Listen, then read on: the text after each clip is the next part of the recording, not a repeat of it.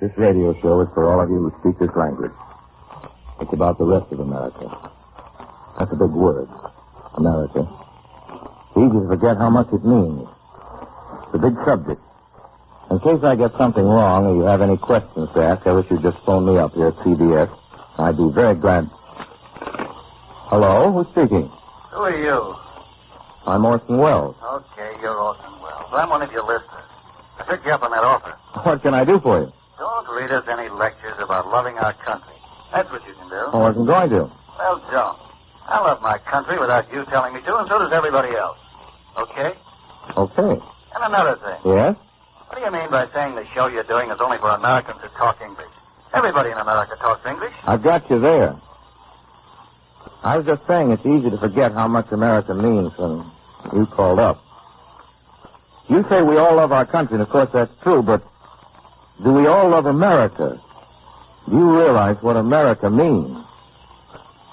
For us, there's our part of it first. Our neighborhood, streets, and stores. The house we go home to. Neighbors' houses.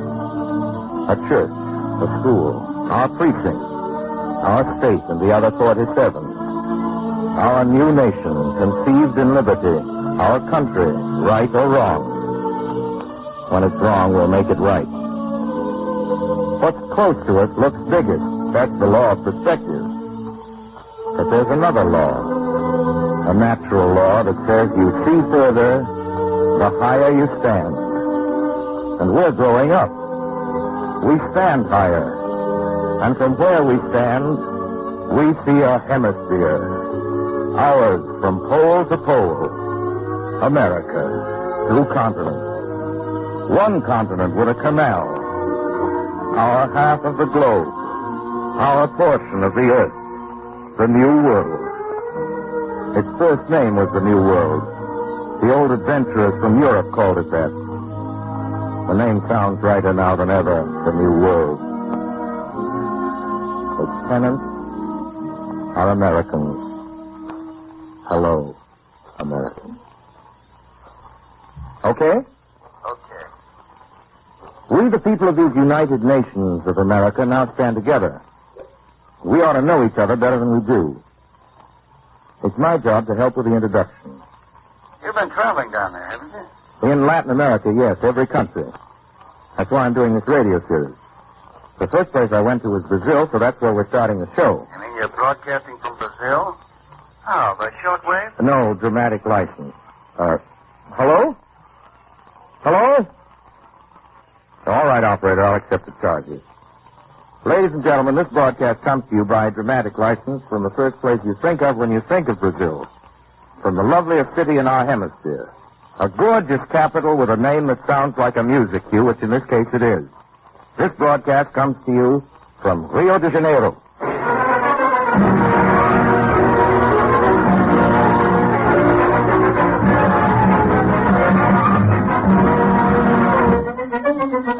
The karaoke. I've always liked that tune. Karaokes are what you call inhabitants of Rio. It's a word like Angelino or Maverick or Hoosier. They're a special sort of people, karaokes. They get an extra lot of fun out of life, which is understandable when you consider where they live. And they're the best-natured folks I've ever met. I hope they'll forgive me then for playing a rumba on this program. Rumbas don't come from South America. They originated in Central America. The one you hear now was written some years ago in North America. Anyway, for Yankee ears, this song really does stand for some part of the excitement of this place. The glamorous, expensive, international side of it.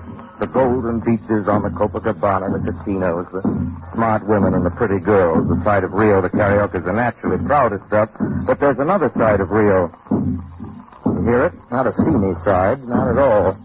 Even if smart isn't the word for it. No, indeed, if Rio's backyard isn't exactly gala, it's even gayer than Rio's front lawn. There isn't a jazzsmith up north who could ever express it. It's set to music, but the music's all its own. Rich, deep, Brazilian. Comes rolling down to Rio from the hills. Throbs in the streets. Everybody dances to it. Called samba. You scramble the two words music and Brazil together and then unscramble them again. You end up with the word samba. Also, if you scramble a moderate number of Brazilians together and then unscramble them, you find out they've been dancing the samba. I think they'll admit they need very little provocation to begin with. And once they've started dancing, they need no encouragement at all to continue. No one is standing by to give them the rhythm. They roll their own. Using matchboxes, straw hats, tabletops, little pieces of wood, anything at hand. If no one is standing by to stop them, they're quite capable of dancing until dawn, and then another dawn, and then still another. From all this, we neighbors have guessed that the samba is quite some phenomenon. Dig that rhythm, you cats. That's the Amazon and the conga talking.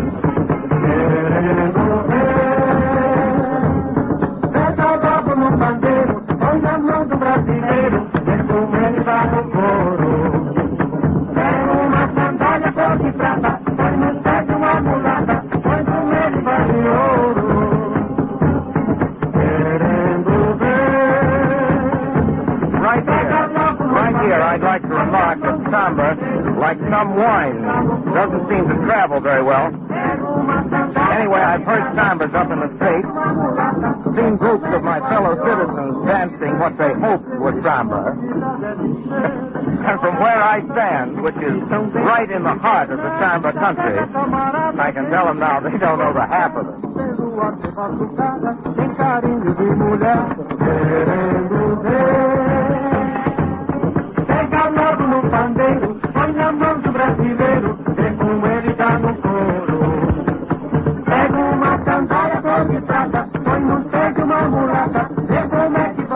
Samba's the old two-step, really, with a South American accent, or do I mean the one-step? Not being a dancer, I guess I'd better drop out of the conversation. We'll just play this one instead.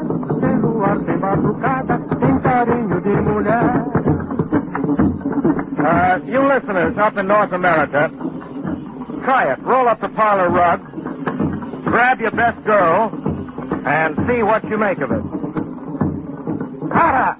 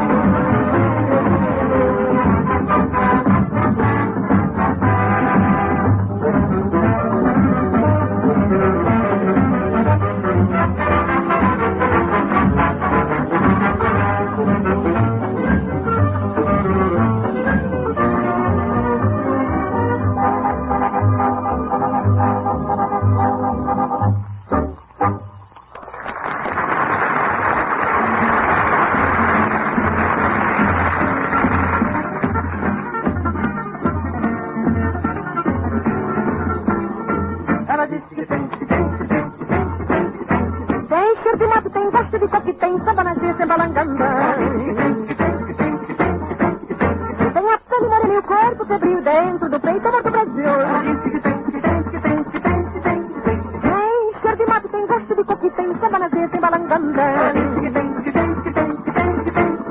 Tem a pele morena e o corpo febril dentro do peito do Brasil. Cantei em São Paulo, cantei no Pará, tomei chimarrão e comi vatapá. Eu sou brasileira, meu tá de revelar que a minha bandeira é verde e amarela. Cantei em São Paulo, cantei no Pará, tomei chimarrão e comi vatapá. Eu sou brasileira, meu tá de revelar que a minha bandeira é verde e amarela.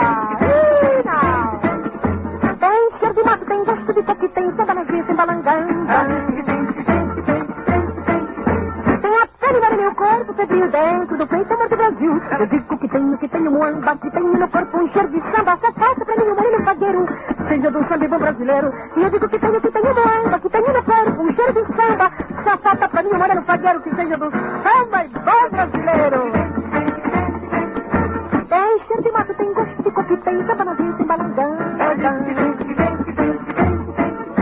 Tem a pele morena e o corpo febril dentro do peito do Brasil.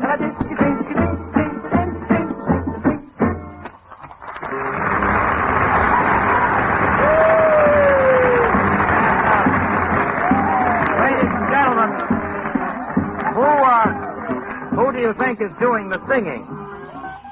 North America's South American favorite, Carmen Miranda, no other.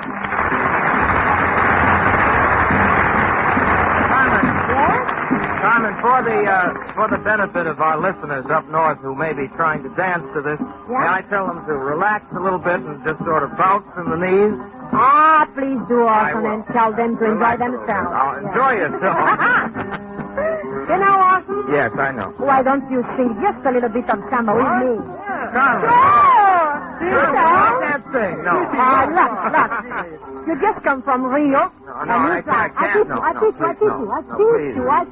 you. Huh? No trabalheiro da Baiana tem. No, conversa. Outra vez. No trabalheiro da Baiana tem. Batapá, caruru, gonzalo, tem bom, aiolô. Se eu pedir, você me dá o seu coração, meu amor, de aiá. Me dá. E no coração da baiana tem o quê?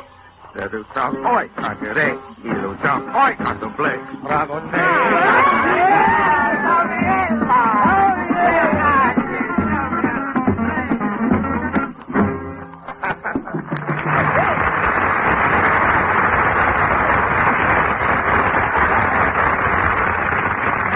You know, ladies and gentlemen, there's a lot more to samba. As I've just found out, there's a lot more to samba than meets the virgin ear. There's good reason why our bands can't seem to play it right up north. Samba has its own instruments, for one thing. Now, I've got a full complement of really top samba players here at the microphone, and they're going to help us now to investigate the anatomy of samba. We're going to see, if you'll excuse me, what makes samba run. Now, I'm no authority, but plenty of authorities are standing by. What you hear now, for instance, sounds like a drum, doesn't it? Well, it looks like a drum. Must have some special name, though, probably unpronounceable. Durdu. Yes. Well, that's not so hard, Simon. Looks African. It is. Durdu, I might explain, is a rather long, rather narrow drum that tapers down at either end. This is the first tambourine. Tambourine. Yes, correct. Well, ladies and gentlemen, the tambourine is not a tambourine.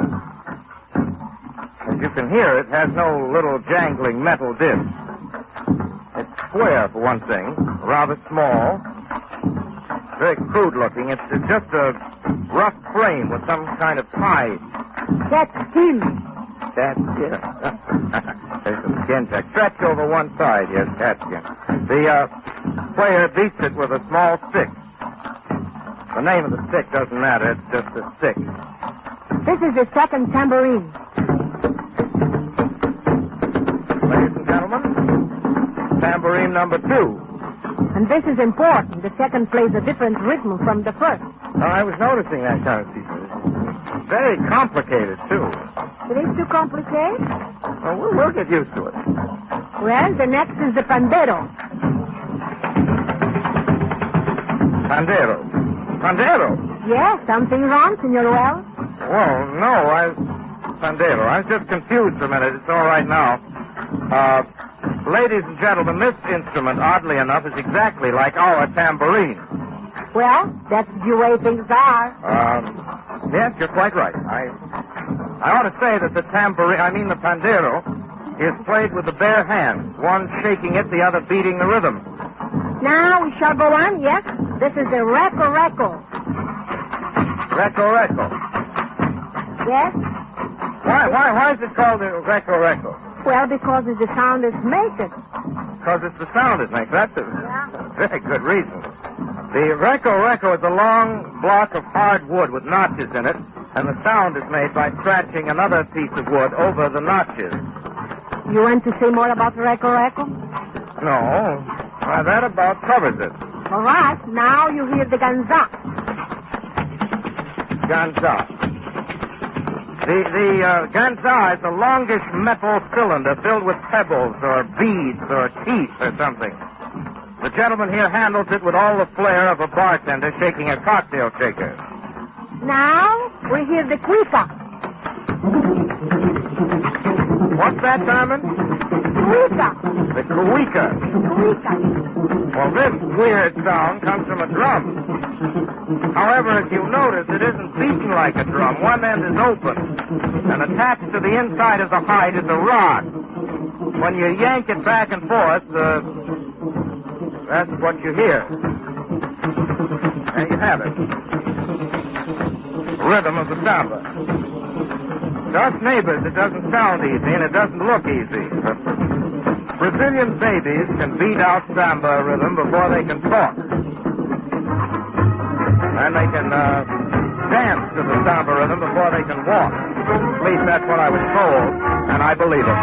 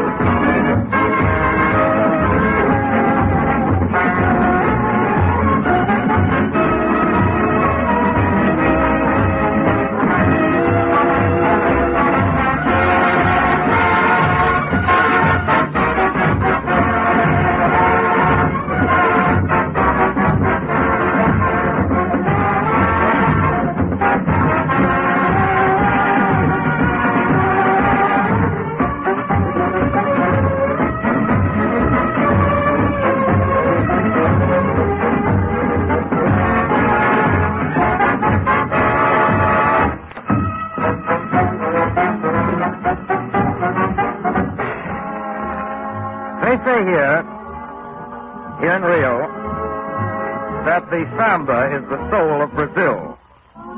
This is a very popular saying, and like many popular sayings, it can be misconstrued. It might lead us to believe, for instance, that Brazilians think seriously of nothing but dancing and singing. This isn't true, as any Brazilian will tell you.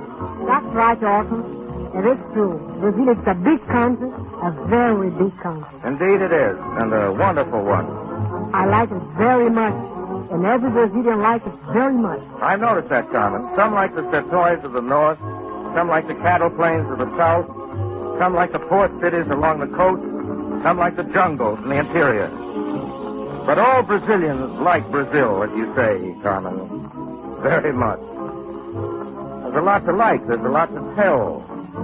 There's history and legend and romance. Most people don't care very much for statistics. Depends on what interests you. For instance, if you're a businessman... That's what I am, a businessman. I will tell you something about Brazil. This country is 3 million square miles of the biggest wealth potential on God's green earth. And I really mean green. What you know, they grow 2/3 of the world supply of coffee here in an area 1/4 the size of Ohio. And that's only one item, coffee. Well, I guess if you're an economist, you'd be interested in all the other items, too. Right. I'm an economist. And everything considered, it seems simplest to say that Brazil could feed the world. Everything grows here. Wheat, corn, tea, rice, sugar, fruit, tobacco, cocoa, cattle. You could probably go on for quite a while. Oh, yes, I could. But those are only foods. Then there's cotton, rubber, hardwood, dyes, wax. We'll have to arrange a special broadcast. Until then, let's just say that it's a very fertile country, Brazil. More than fertile. Pardon? I'm a mining engineer. I've just been through the state of Minas Gerais. That's the gold country. They've been getting gold out of there for 2.5 centuries. And when they don't get gold, they get diamonds. Big ones, too. Great big ones. But I'm not so much interested in that. Something more interesting than gold or diamonds? Not as romantic, maybe, but I'm more interested in the manganese. You need it to make steel. They've got enough here, untouched, to make new ball bearings for the entire solar system. And they've got the iron to use it on up in the valley of Rio das Velhas. Biggest iron ore deposit on Earth. Good thing to have, especially these days. Well, Brazil's got it. Fabulous country. Well, they say that God is a Brazilian. Oh, excuse me. Would you repeat that and then explain yourself? Certainly. I'm a sociologist, and I was just quoting a Brazilian saying. God is a Brazilian. That is why he covered this country so much. Matter of fact, it's estimated that Brazil could contain 900 million people with plenty of living room and food and comfort. Well, that's half the world.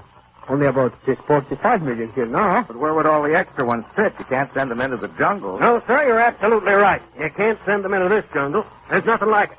I'm an explorer. Been at it 40 years. Seen everything in Africa and India and Malay, every place. And take it from me, there's nothing like the Brazilian jungle. So thick you can't get in, and when you get in, you can't get out. So how can you live there? People live there now. Indians. Exactly, people. The odd thing is that there is not a square mile of Brazil that can't be lived in. And this is true even though huge areas are impassable now and others are unexplored. Which means simply that Brazil today is the last great frontier. Someday, though, the jungle, like the other frontiers, will be pushed back. Do you agree, Mr. Explorer? It'll take a dang big push. It's going to happen, there's no doubt of it. That's why I'm glad we naturalists have been busy collecting specimens and making notes before it gets too late. I suppose it goes without saying that Brazil is a naturalist paradise. Charles Darwin put it this way. Brazilian scenery, he said, is nothing more nor less than a view of the Arabian Nights with the advantage of reality. Oh, I'll have to remember that about the Arabian Nights. It's very accurate. You can take an hour's walk around the city of Belém, for instance, and get about 500 different kinds of butterflies. Then there are the flowers, the insects, the animals, all in unbelievable profusion. Monkeys, vampire bats, hummingbirds, jaguars, stingrays, crocodiles, giant snakes, parrots. Oh, that's what I like, the parrot. We just got married. My husband and I mean. And we were in Rio on our honeymoon, and there's a restaurant we went to where you sit on the terrace, and right there you can reach out and touch the jungle. And the parrots come out and look at you. My wife wants to take at least 2 dozen parrots back home with us. Me, I'm an architect, and I prefer some of the Baroque colonial buildings I've seen. You don't find a better example of that sort of thing in Minas or Bahia. That's quite a problem, moving large buildings from one country to another. I think it's been done, though. Castles or something like that, and crates. Oh, he's just joking, but I'm serious about the parrots. Maybe there won't be any more when there's no jungle. Hey, you ought to see that jungle. I'm going to. Too bad. It's going to be done away with. We'll have to chart it first. Most of it's never been seen. That's going to take some little while. It will be done. What's going to happen to you gun and camera boys when there's nothing left to explore? And without a good jungle in the world, what are the adventure story writers going to do? We'll pass over that question for the moment. Your credentials, please. I'm a writer. Came down here to Rio to do a family novel about my hometown, Elko, Nevada. Distance lends perspective. What I like here are the air-conditioned skyscrapers. There's certainly nothing new to you. Contrast. That's new. You go up to the top floor of one of these slick buildings and look out towards the hills and see real jungle. Dances and music right from Africa. Skyscrapers and jungle. I like that. And I like the idea of a drop of blood here in Rio. What about a drop of blood? Well, First, there are the Portuguese. Spanish, Arabic, Nordic, Greek, Moorish. Portugal's the melting pot of Europe. All right. The Portuguese come to Brazil. And then others come from Europe and Africa and North America, so that today a drop of real Brazilian blood is an honest-to-goodness drop of all mankind's blood. That's true. It occurs to me that since men in the world have to live with one another and get along somehow, they might learn a great deal about tolerance and quiet decency from the Brazilians, who have the blood of all men. Remember the story about the committee of blind men who investigated the elephant? They handed in quite a report. One of them said the elephant was shaped like a tree trunk. One of them said he was a snake. One of them said he was a sword. One of them insisted he was made out of a length of manila rope. One of them thought he was a wall or a sort of dry whale. I forget just how it goes. Each expert had a different point of view. That's what I'm trying to say. A different version of the truth depending on which section of the elephant's anatomy happened to grab. Now, I don't pretend to be able to see any better or any more than anybody else who might try to describe these countries. But I promise I won't concentrate solely on the trunk or the tail or the tusk or natural resources or Indian war dances or butterflies or big business. It's not easy, but I'm going to try to outline enough so you can fill in enough to get some notion of what the other half of America really looks like.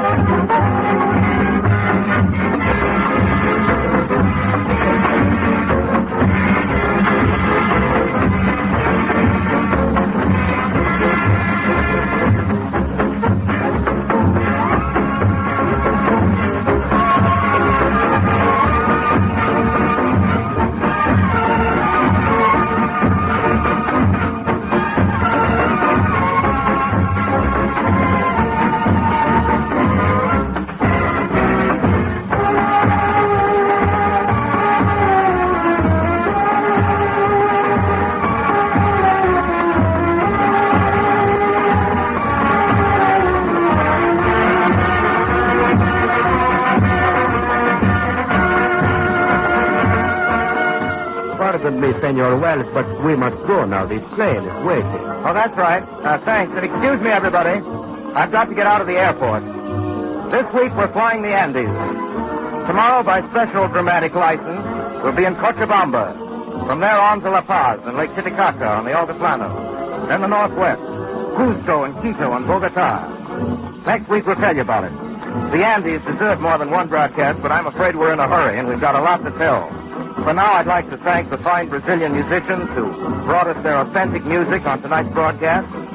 I'd like to thank Lud Gluskin, who was also around and did the conducting. And as for Carmen Miranda, well, Carmen, see, sir, here's a big abrazo.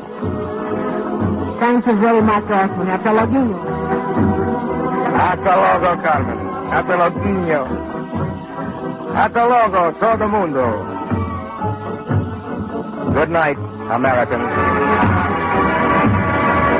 This program is a presentation of the Columbia Broadcasting System.